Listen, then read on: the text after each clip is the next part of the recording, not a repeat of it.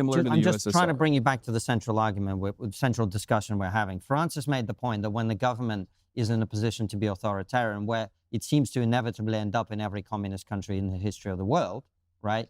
That is a situation which inevitably then leads to levels of repression of the kind that you will not see in America for 100 years.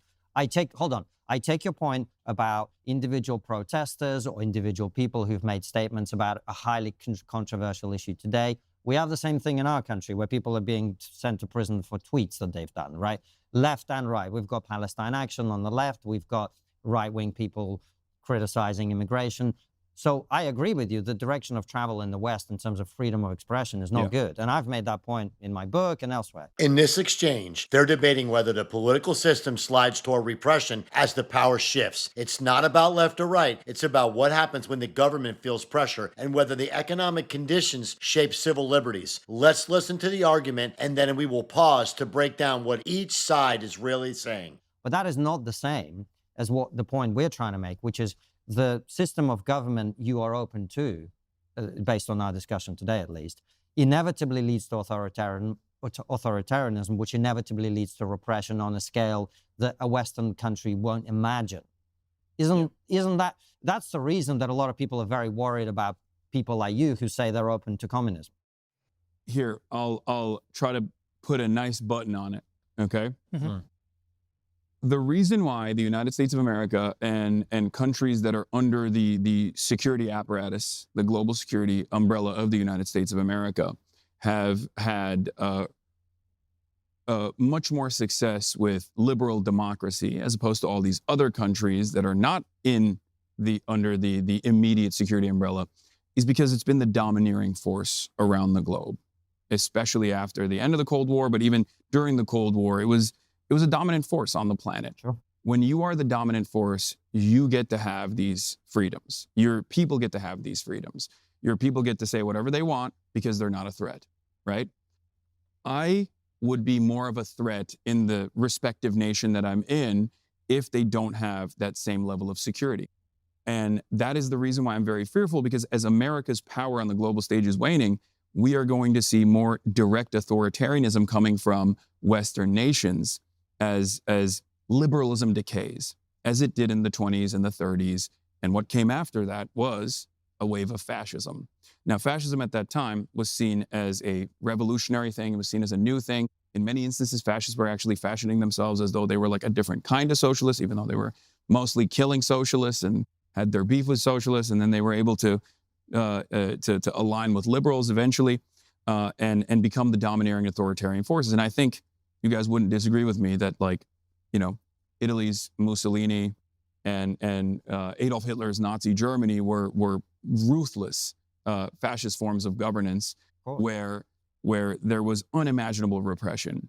My fear is that is where capitalism inevitably leads. He's laying out a historical pattern here. When economic instabilities rise, the elite feel threatened. Governments tighten control. Whether you agree or not, he's not arguing that repression isn't unique to any one ideology, but to any system under pressure. It's an important distinction. It's about capitalism itself or what the nations do when they feel power is slipping. Why? If left unaddressed, because capitalism is always going to deteriorate. It's slowly going to improve material conditions as opposed to feudalism. It's a far better system, for sure. It's far better than monarchies, right? I agree.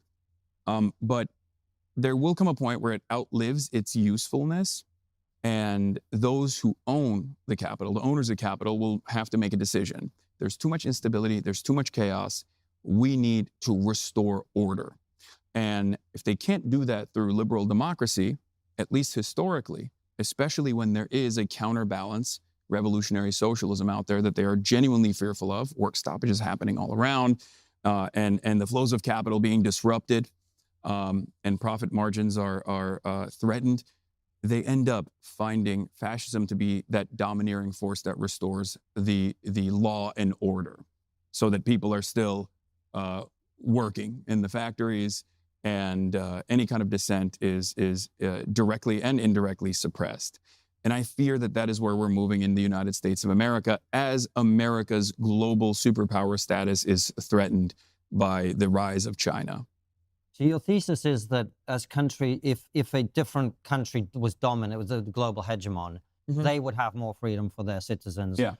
So you think the Chinese Communist Party would allow criticism of them if they were the dominant country in the world? I think with respect to where they were in terms of like, I mean, the most maximalist position is the Cultural Revolution, right? Like if you look at the Cultural Revolution versus where China is now in terms of dissent, it's in comparison to the United States of America, yes, there's still heavy control over that sort of stuff. There's a lot of surveillance. Having said that, it has become far more tolerant as material conditions have improved. And that's my main thesis, is that countries. This is the core of his thesis. He's saying civil liberties expand when people's lives get better, not when ideology changes. It's a material first argument. That's the economic stability creates social stability, and instability creates repression. The bigger question is whether they actually hold across different systems or if it's only works in specific historic moments. Regardless of their individual forms of governance, as long as they are advancing the material needs of the broadest subset of the masses, will and become like a domineering force on their own and have full sovereignty and full autonomy, they will inevitably become more tolerant to this kind of freedom, because this is the most successful way, I think, of making sure that the masses feel satisfied.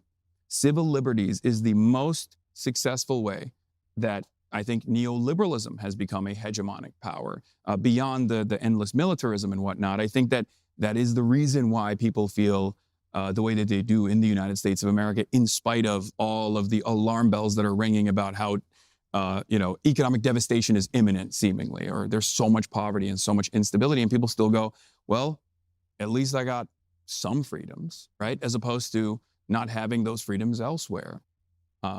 So that's my main thesis, is that if they improve material conditions, they have to inevitably allow more civil liberties, more social liberties. If you like discussion that focuses on ideas instead of outrage, you're in the right place. Let me know which part of this exchange stood out to you the most, and subscribe if you want more breakdowns like this without the noise.